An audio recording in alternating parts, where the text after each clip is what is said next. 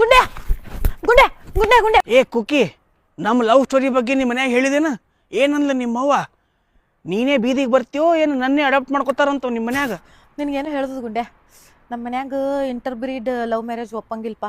ನನ್ನ ಜಾತಿಯವನ್ನೇ ಬೇರೆಯವ್ನ ಹುಡುಕ್ಯಾರ. ನಿನ್ನ ಜಾತಿ ಬೇರೆ ಇದಲ್ಲ ಗುಂಡೆ, ಬ್ಯಾಡ ಅಂದ್ರೆ ಮನ್ಯಾಗ. ನನ್ನಲ್ಲಿ ಇರಲಾರ್ದ ಅವನ ಕಡೆ ಏನದ? ಫಸ್ಟ್ ಆಫ್ ಆಲ್ ಅವನ ಕಡೆ ಕೂದಲು ಜಾಸ್ತಿ ಅವ ನಿನ್ಕಿಂತ. ಅದು ಬಿಟ್ಟು ಕ್ವಾಲಿಟೀಸ್ ಬಗ್ಗೆ ಹೇಳು.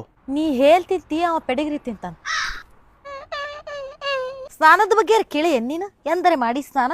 ಅವ ವಾರಕ್ಕೊಮ್ಮೆ ಸ್ನಾನ ಮಾಡ್ತಾನ.